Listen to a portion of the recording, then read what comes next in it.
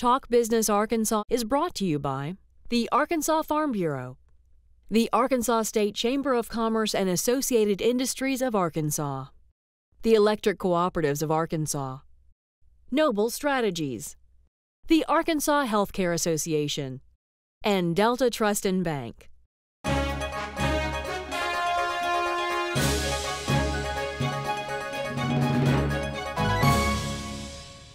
I'm Roby Brock. Welcome to today's Talk Business Arkansas update. Lots of talk at the Capitol still the day after a $1.1 billion super project was announced, a steel mill in Osceola, Arkansas.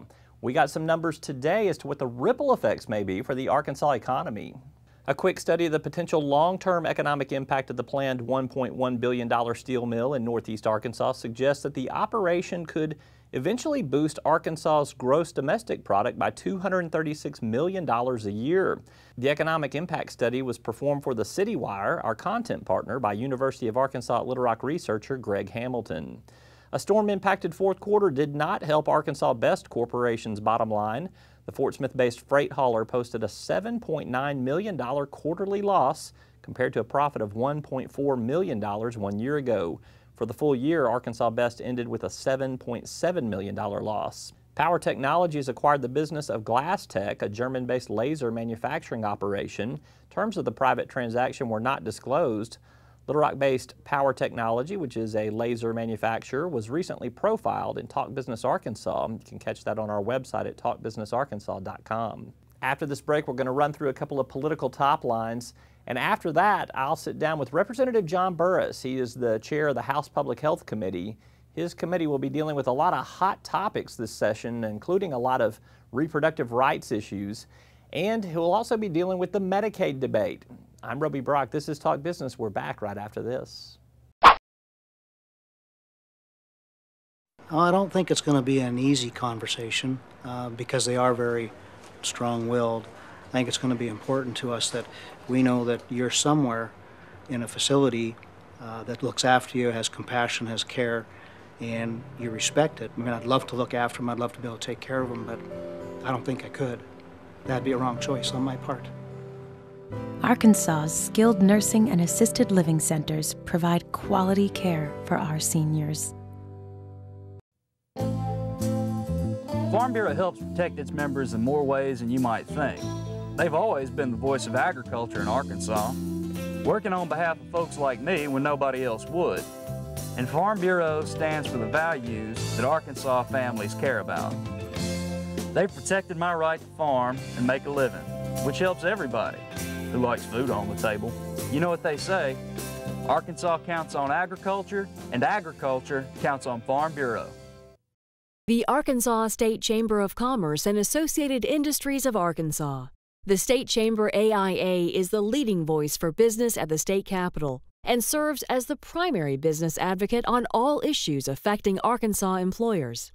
Our mission is to promote a pro-business, free enterprise agenda and prevent anti-business legislation, regulations, and rules. Now more than ever, business matters. Learn more at arkansasstatechamber.com. There were a few business-related political items on today's agenda. Let's give you a quick read. U.S. Senator Mark Pryor has been appointed chairman of the Senate Appropriations Subcommittee on Agriculture, Rural Development, Food and Drug Administration, and related agencies. The position will give Pryor influence to help prioritize funding for federal programs that will benefit Arkansas farmers. His subcommittee is also responsible for funding the Food and Drug Administration, which has a significant footprint in Arkansas with NCTR in Jefferson County. Yesterday, former Florida Governor Jeb Bush threw support to an Arkansas legislator's bill and urged state leaders to take bolder steps in education reform. Bush was in town for a rally and a conference held by A+ Arkansas, an advocacy organization promoting more charter schools, more school choice, and greater competition in public schools. Bush endorsed House Bill 1040 by Representative Mark Viviano. That bill shifts control of charter schools from the State Board of Education and creates an independent commission that includes appointments from the governor and legislators. Governor Beebe is not supportive of the idea. Senator Jim Hendren is eager to push plans and ideas that he says could result in greatly reduced energy costs for state and local governments and state residents. The first is a plan that would establish a process to select and convert a school district bus fleet to use compressed natural gas. Right now, the cost of CNG is at or below about $1 per gasoline gallon equivalent. Savings could be significant for a school district. And you can catch much more of these stories in the political and business arenas on our website at talkbusinessarkansas.com. Check them out daily throughout the day. When we come back, I'll sit down with Representative John Burris. There's a lot brewing on the Medicaid front. There is a lot happening with a lot of social issues that will come through the committee he chairs, the Public Health Committee. I'm Roby Brock. We're back right after this. Noble Strategies is a bipartisan state and federal government affairs firm with a successful track record of providing effective advocacy for business, government, and nonprofit entities. Noble Strategies provides service in areas such as lobbying, public affairs, trade association management, and marketing campaigns. Learn more at noblestrat.com. I was looking for a bank that could best protect my finances.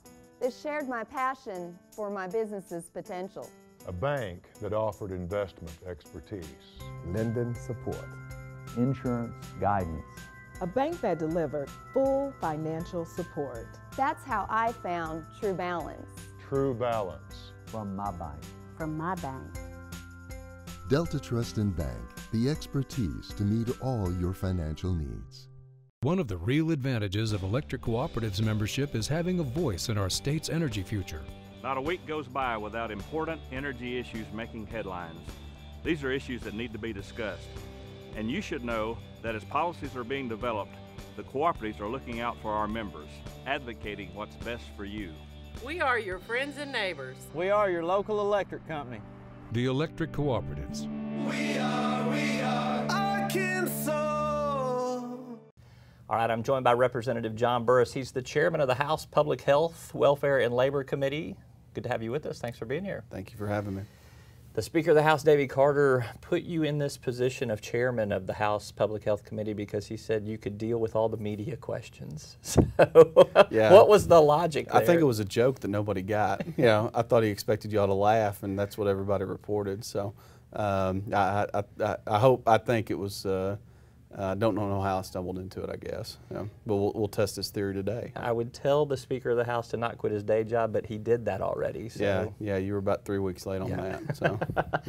All right, well, let's talk about some things that are rumbling around at the Capitol that are going to be impacted through the Public Health Committee. Let's start first with some things happening down in the Senate that will be making their way down to the House of Representatives, potentially.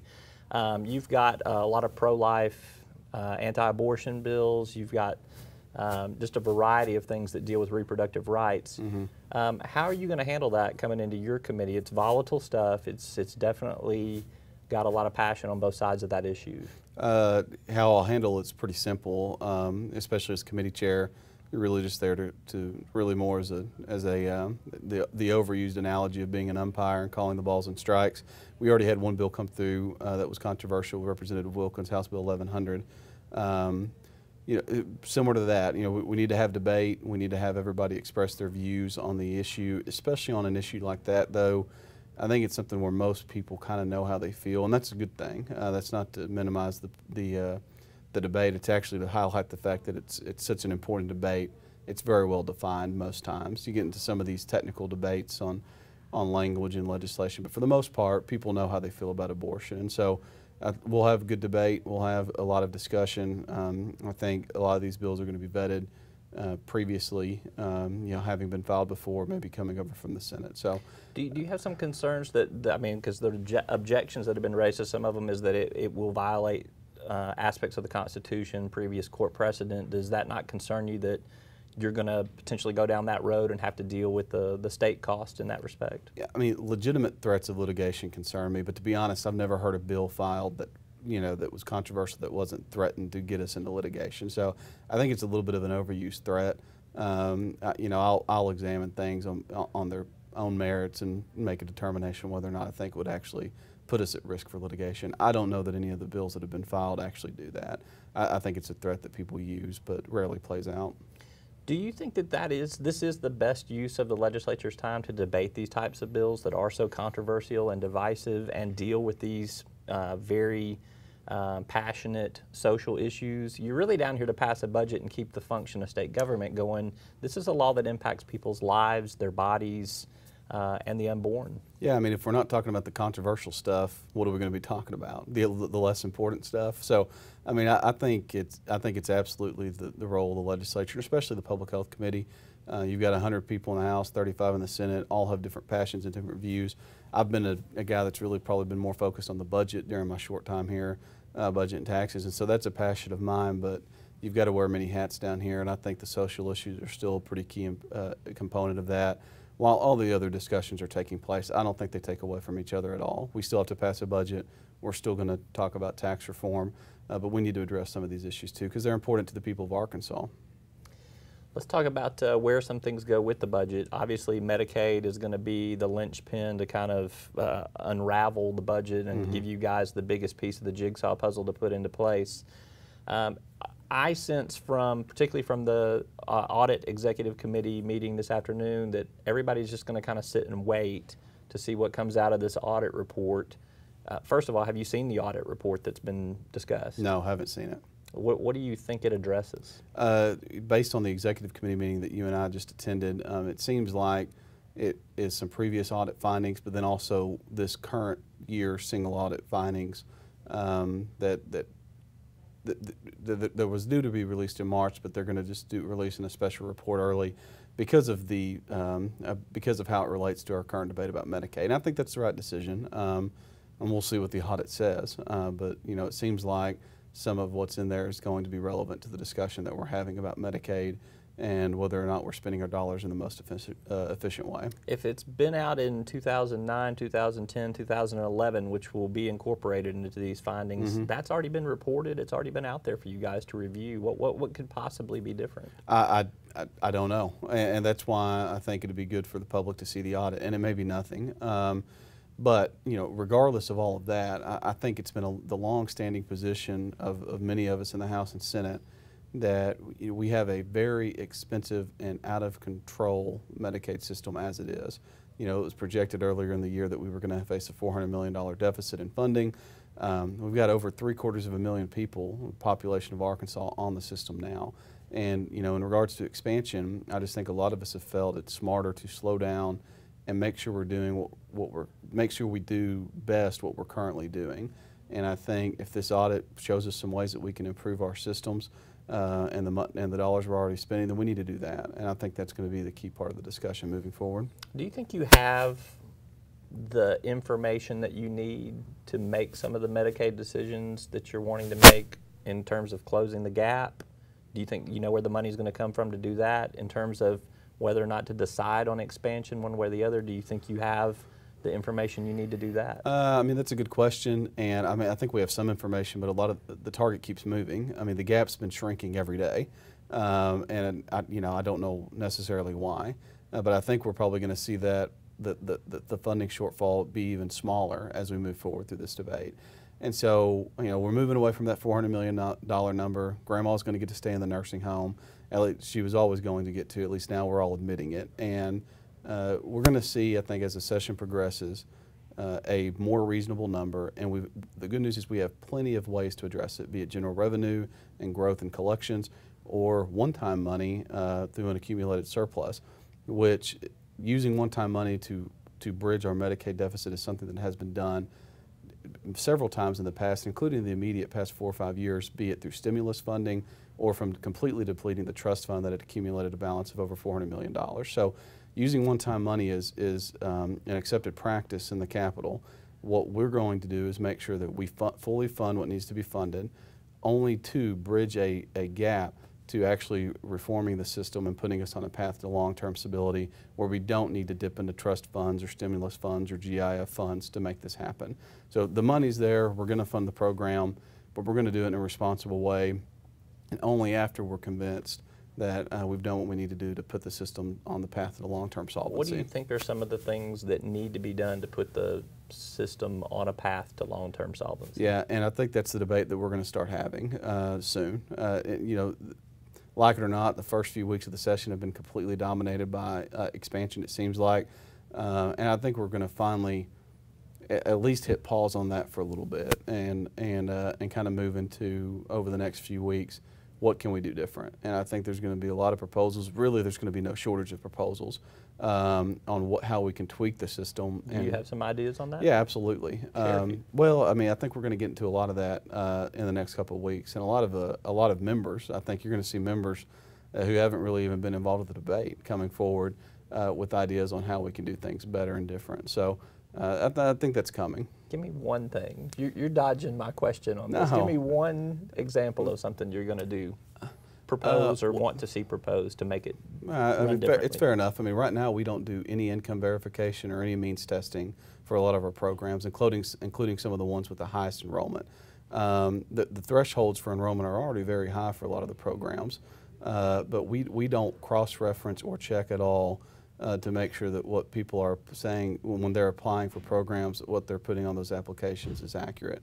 I think before you even start talking about anything else, simply talking about verifying that the people that are on the system are supposed to be on the system is a good place to start.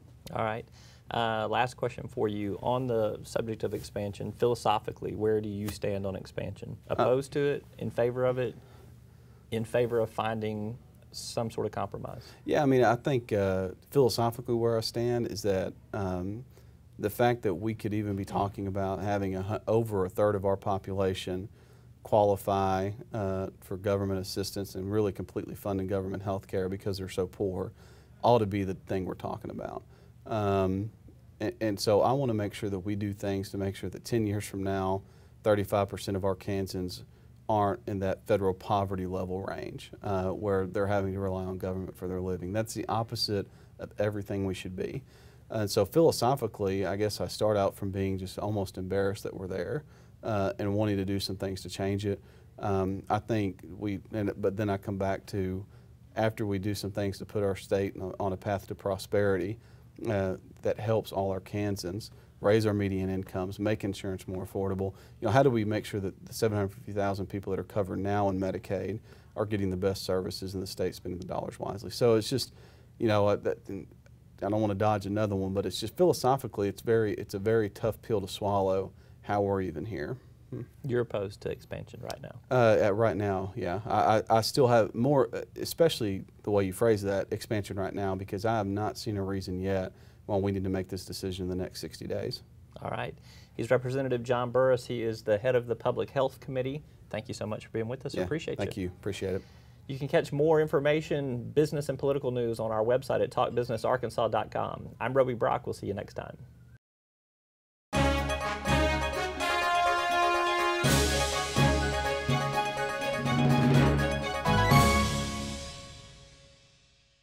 Talk Business Arkansas is brought to you by the Arkansas Farm Bureau, the Arkansas State Chamber of Commerce and Associated Industries of Arkansas, the Electric Cooperatives of Arkansas, Noble Strategies, the Arkansas Healthcare Association, and Delta Trust and Bank.